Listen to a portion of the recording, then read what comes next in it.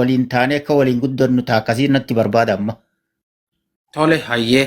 Mindaan kee meeqa amma ji'a kanarratti gisee siisafamu wanti siisafamu sila doolara meeqa? Hin beekamu moo wayi gabri mindaan gadi sii dhufu beeyta.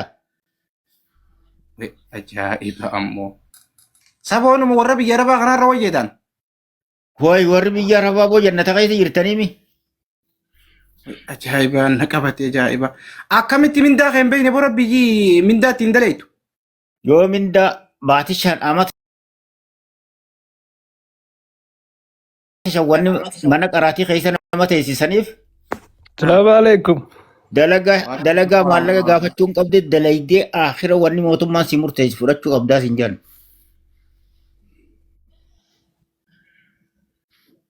Hojii hojjetteeti. Akkana ogu takka ibsuu keessa mee na ibsime. Biyya kana sooshaal jedhanii jira namni tokko ogguu dhufee takka hokka isaa kanatti immoo warri fannoo diimaadhaan biyya kana seenee sooshaal jala galaa sooshaaliitu maallaqa kafalaaf bilaashitti hin kafaluuf dalagaa takka naqaniiti dalagaa inni dalagu san abbicha saniif bilaashi dalagaa asiin ammoo sooshaaliif kafalaaf kiraa manaa irraa kafalanii kiraa manaa guututti irraa kafalaniiti waan nyaatu 2,000 fi waa hanga 3,000 maallaqa biyya kanaa naqaniif waan inni asbeezaatti hin bitatuutu naqamaaf. Doolaara ni miif kaa doolaara 300 adeera kee doolaara 200 doolaara 100 jechuudha. Hanga doolaara 300 takkanii naqaniif. Okay, jalaa miliquun dandeessu isaan kana jalaa? Isa milatte hidha. Miliquun akkamti harka isaanii jira karan miliita akkas biyya Suudiitii miti. Marraa lamaan qabamee hidhamee manumaan irraa deemen na deebisan Jarmal irraa na deebisanii Darmaarik irraa na deebisanii jibbeetiin bira taa'ee. Deemteetu jalaa miliiteetu Manumaan irraa deemen na deebisanii akka modoo waan waraqumaan irraa fudhanii na laalanii bikkumaan irraa deemen na deebisan. Waraqaa maan darbinetu? Waraqaa darbitus harka kanatti taa'amee harkuma kanatti akkana irra keessa. Lambarri ati manneetti qubattu wanni cufteechuma keessaan ol ba'a. Biyyuma feetettu? Biyyuma feete keessatti. Achuma si deebisan ammaas fidanii? Manuma kiyya raqama mana kiyyaa duran na buusee na biraa qote boolisni biyya Jarmal. Ishii jarri hedduu jira akkasii akkaataan itti jireenya biyya namaa kuni akka wal dhabaa jechuudha. Nama fakkeenyaaf nama dadhabaa nama yookiin dadhabina ni jira miti akka waliigalaati. Akka waliigalaati miti namni dhufee ji'a 2-3 keessatti hojii jalqabee mindaa isaa kadhaabbataa ofirraa hubatee ji'arraa waan isa seenaa waan baasu beekus ni jira. Kuni amma namni akkanatti gargaarsi harka mootummaa mudatu kan yeroodhaaf jechuudha. Mootummaa jala jirus garaagarummaa qaba jechuudha akkaataa jireenya ilma namaati. Malee amma warri dhufee dalagaa isaa oofu jiru yaani akka barumsa qabuun wal caalan akka beekumsa qabanii namni aktiivii adda addaatiin wal caala ni jira jechuudha. Namni mindaa isaa fudhatee ofiisaatii of danda'ee jireenya isaa oofus akkasumatti baay'inaan jira. Garuu harki caalaa miti yaani nama waa xiqqoo parsantii 100 parsantii 25. Akka lootoriiti barsa lootoriidha bara akka lootoriiti.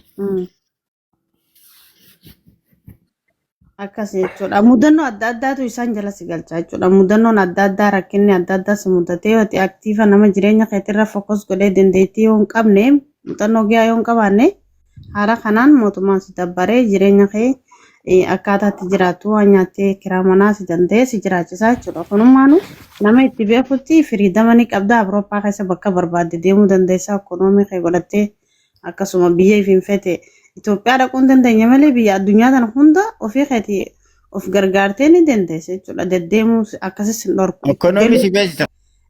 Jechuun jireenya hunda akkas godhuu hin qabdu. Yaasmiin ati siin galle waa'ee dalagaa biyya tanaan beektu dalagaan biyya tanaa maallaqaan bitamti. Namni si dura jiraachuu barbaadu tokkoffaa dura kaampaanii san keessa yoo kaampaanii bikka dalagii akka jirraabii baramma odoo afaan hin beekne ni dalaydi odoo afaan hin beekne ni dalaydi yoo namni si dura jiraate tokkoffaa duraa ta'a akka ji. Dalagaan maallaqaan bitamti ammas biyya tana. Wanumaan bilaash baatii 9 guutuu dalayduuf maali maallaqaan bitattaa bara. No si barsiisan barumsa jedhama Maal si barsiisan leenjii makiinaa gaafa ani ilmoon itti guddisee bar makiinaa nama dhiquutaan ijoollee na beeyte yabanitti makiinaa dhiqaa tureni. Amma addaan isin baasuu bee. Assalamu alaikum jaalib saa mangisti jirtani yoo yaa assalamu alaikum nageenyi kiyya bakkuma jirtan hundatti isin haadha qabu ammaan tana eega fiddeefuu eega fiddeefuu rakkoo biyya namaa keessa jirtuuf kana gaafachuu osoo hin ta'in waan inni silaa irratti gargaaramuu fedhu yoo gaafate bareedaa kan fakkaatanii beektaa. Inni bara ammaa wanti gargaarrennaan gargaarsi namaa waan aan godhu. Ayyuu wanti sananuma fuudhaa jee bara. Jechuun sanumaa'uu yoo fuudha qofa fedhe anamma natti hin fakkaatu inni waan injooyi godhu jiru jechuun waan anjabaa godhu jiru na fakkaata bakka kana sirreessiyatummaan gaafadhu akkasitti waan gargaaramuu fedhu uummanni sabni bal'aan yaada isaa irratti hundaa'ee wanta jiru jiruun biyya namaa kun ni beektaa. Namni hundi biyya namaa jiraataa jiruun biyya namaa namaaf waliin qixxaatu kaanis lafee bulaa sigalee qabaallaqa shooshaalii nyaatus akkasumatti jiruusaa uffataa. Ilmi namaa tokko wanni biizii si godhu jireenya kana keessa waa hedduu jira ni beektaa. Eshi mee akka afaan Oromootti amma fakkeenyaaf Oromoon tuni nama 600 kana nu laalu jira. Mee waan akka Oromootti siif goonu takka nutti dhaammadhu amma gargaarsa taate sabbaraa taate wooma feetee taate waan si barbaachisu dhaammadhu mee. Ani amma kabara ammaan tana waggaa natti fuudha waggaan isin jee intala takka fuutanii akkana na jala keessanii kutuudhaan gargaarsuma hojii toltii beeytee jaartiinis kaa. Yaa. Ammaan tana yoo kanatti ol fidde jaartii waan nyaattu hin qabdu takkaffaa duraan maallaqa qonni shuumaa feelee nyaadhaan dhugaan isinii Oromoo yoo dhugaa isinitti mana qamadii fi boqqolloo fi maal jettanii shonkoree olii affeeleetiin nyaaddu ollaa dhugaan isinii himani. Ruuzni jiru ruuza afaan gartuu. Ruuzni foon barbaada waan adda addaa barbaada maal inti godha sanan. Hin qabdu foon. Ati biyya san keessatti kiriminaal riikartii ni qabdaa qoy Haydar. Haydar takkaa kootu biyya sanarraa kootu karaa biyya biraa si oofneeti akkasitti jiruu ta'e jiruu nagayaa jiraata maaliif ni beektaa. Ati ammanaan jaalibsatti wanni ati himattu waanuma uummanni Oromoo sabni bal'aan si godhuu danda'u waan akkana si godhu taakka waan isaan si gargaaruu danda'an qofa irratti fokus godhiite akkasitti jaalibsatti himadhu si dhaggeeffannaa. Amma baatii lammaffaa tanarra yoo maallaqa nagayaa naanis sabni Oromoo guddaan dalagaa bareedduu bakka dalagaa bareedduu nageessanii dalagadhee achirra na kuusisu takkaffaa dura. Dalagaan amma dalagu jiru tun Falastiiniidhaaf hin dalagu jira nama ifiifuu kararra dhaabbatee makiinaa dhiquu fi dalagu jira. Makiinaan tun yoo dadhaabbanne daqiiqaa takka dhaabbachuu natti hin dhiisu yoo inni akkana daaga ananii uktak ananii ummak jee kana dhiitichaan na fiiga. Dhaljeetiin daga nam jaawajjiin dalagaa jahaanuu na ajaja. Gurgura dhufoosiyaa na kofaltiisa. Hayyee. Hin koflinaa amma siree jira. Namni jahaanuu uleedhaan na fiigan namni jahaanuu abbaa fi ilmoo fi ilmaan adeerraniiti wajjin dalagu jira.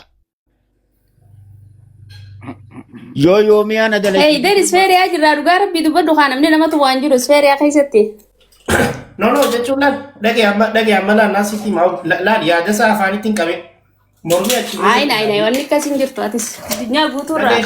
Intalli gadda kun asin nagalgalchanii aramni na tumee hidhaa nageesse namni nama tumu maaliif hin jirre. Isin koppiliingii fi taaptaap godha warri jala jirtanii inni yaada isaa fidatu namni yaada qabu harka baasee namni nama tumu jirre ammaan dura arabni poolisni arabaa kanatti yaame arabaa harka hudduu duubanna hidhanii akkasin na cafaqanii hidhaa nageessa maaliif asibidda wayini irraa bitadheen irraa deebiin deebifnu jedhanii harka hudduu duuban namni amma nama na bira jiru jira Oromoo laga mite warra laga mite namni nama hidhu jiru isbaariyaa keessatti jira mana keessaa gadi hin baatu Oromoon maal irraa quba qabdi. Tokkoffaa irratti biyyatti seerri addunyaa irratti seeraan kabajame. Seerri dalagu seerri fuuraa fokkottuudhaan dalagu. Wallahi wabillahi biyyatti seeraan kabajamtee jiraattu Iswiidin jechuun ilmi namaa tokko yoo gartee nama xuyxee harka kee yoo ol fuute poolisa kan dhufee si qabee si hidhee bakka mana seeraa si dhiyeessu malee dhoorkaadha jechuudha. Namni ol godhatee si ilaalu. Eenyu isfeeriyaa keessa jirame anaa fi eenyu nama meeqa namni isfeeriyaa keessa jiru. Anillee akkasuma.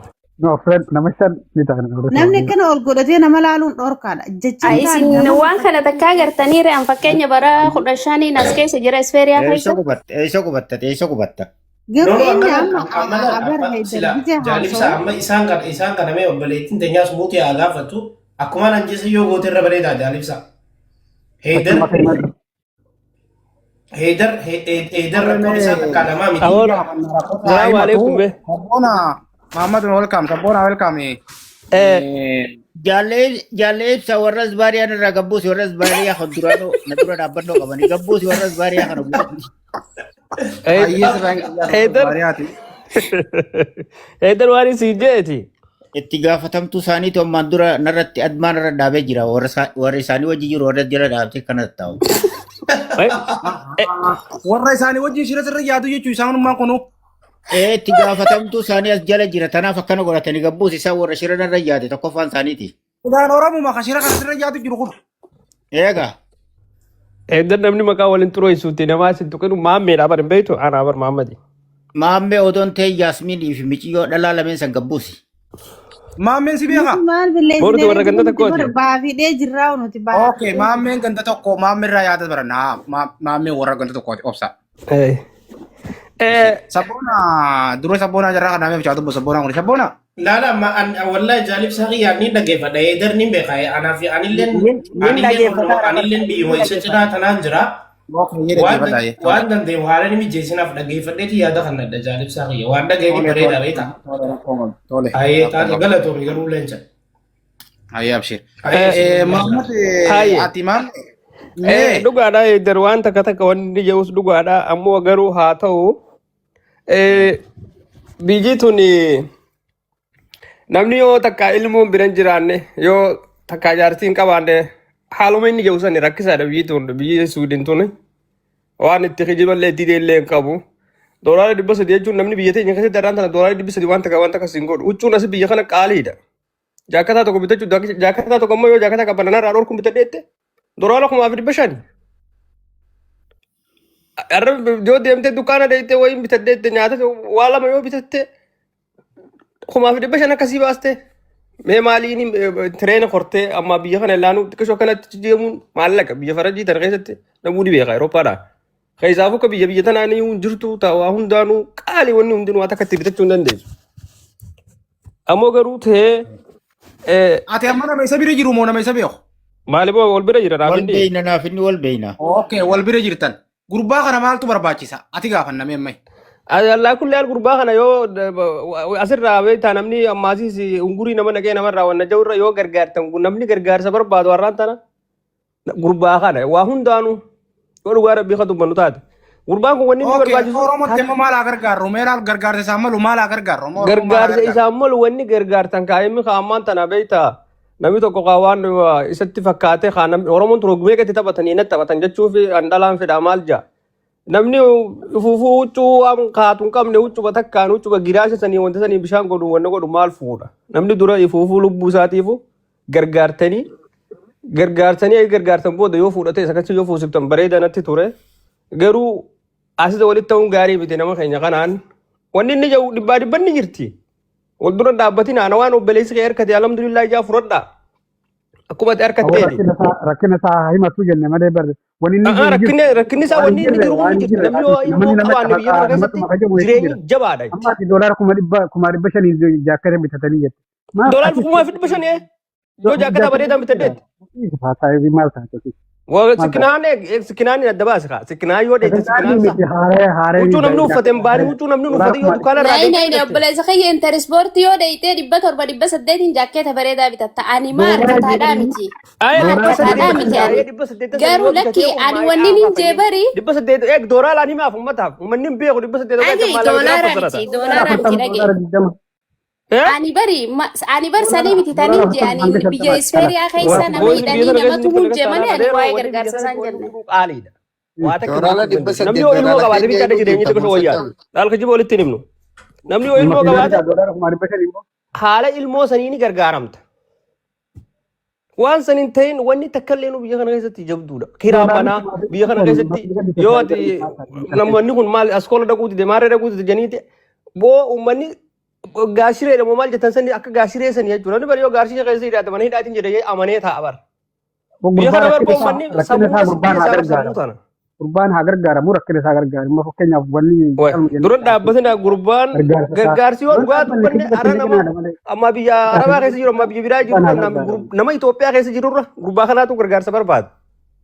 Gargaarsa sarratti xiyyeeffadhu malee ati isa gargaarsa. Wanni inni yoo kun dhugaadha kan namni tokko gisee ilmoo irraa fudhatan keessaa takka ilmoo sirraa fudhannaan wanni biyya kanaa hundinuu uummanni wanni isaanii waan takka. Sitti hidhamti wanni hundinuu har tokko sosoo hin dandeessu. Wanni nuti jibba jenne bar biyya kana keessatti nama hitumanii. Ayyaa ammaa tana achuma gargaarreetuma maallaqa achuma gargaarreetuma maallaqa kanneen fi dhiifnamoo. Gargaartaniiti kaa waan inni achi booda immoo waan inni fedhu godhaniif achi booda waa isa yaada isaati ammoo eega maallaqni dhufe eega maallaqni gargaarame booda achi booda isaatu biyya haala yoo biyya fedhees. Gargaaramuun akkaataa nama irra gargaaramu nama dalagaa qabu ta'uu qaba namni maallaqni akkaawuntii isaas ta'e gargaaruudhaaf biyya biraa yoo ta'e takkaan namni dalagaa qabu yoo isa gargaaree akkaawuntii jejjee malee akkaawuntii isatti amma maallaqa yoo amma ati ergiteef sirraan fudhatu inni isa gaafadhu yoo nama asirraa akkaawuntii isatti erge itti gaafataman fudhatu akkaawuntii isa maallaqni seenuun ta'u. Okay. Hayyee Habibi wanni Haydar. Hayyee. Maallaqni akkaawuntii yoo siin akkasitti seeru. Baatii tana booda yoo naan akkame baatii 8ffaa yoo maallaqni gartee dhugaa san haa dhugaadhaan dalagaan san naa mallattoitu taate. Mallattoitee jirtii dalagaan baatii 3ffaatiif akkana yoo koontoo tiyyarra bu'ellee rakkinan qabu. Koontoon maali? Baankii. Gizeenii fi dalagaan san sii mallattoiti. Dalagaan mallattoitee jira maallaqa waan kan namtun beeku namtichi hoggaan gaafadhu arabtichi Falastiinidhaa san. Kuma 18 sii kan namaa kuma 18 hoggaa kiraa manaatiif ashuura irraa kafale waan naafuu natti hin fakkaatu. Kuma 18 jechuun doolara meeqa? Doolara 800. Okay, doolara 800 sii isa saba sii isa. Hanga singa ulaki yoo ta'e kun bashani kudha jaga doolara 18 ngau. Kum 18 sii kan namaa je kum 18 irraa hoggaa kuma 6 istaatiin fudhatte meeqaafa? Dorala USA nuyi makan dorala USA bayna male way dorala USA ti khumari basadeti. Okay, khumari basadeti. Aye. Ashuri tas kida di baja. Aye. Khiram mana di batorba. Fi shantami. Okay, kana hunda gize ramurte ya male nu anisi ya funjurtu.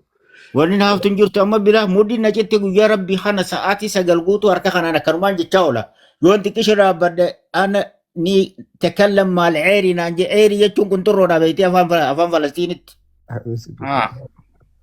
عيري تجاوز يا سينانجي أنا نيك أختك يا حمار نانجي يا أسود لكن وريس إن السويدين جرتون كون سعرانو جتهم مو إسا دي ساقبت إسنو أكن ما جوجا جوتو جتهم كوي أن دلقات أنا موتومان نانكني أنا موتومان ندينا أنا بربادي بافتي موتومان نانكني براتي جني جيران أمي أما تلا مدلو كل اللي كده صار دوان دوان بلاش سني بيه كمان موني بيه كم نبي عشرة بلاي وانت كارد دسني باسا لان أما بيوان بات نتي بيوان فرنجي تلاقيست جرماني استي بكفيتي استي dalagaan taati fi barbaaddattee isheentuu fi ta mootummaan si naqu addaadha.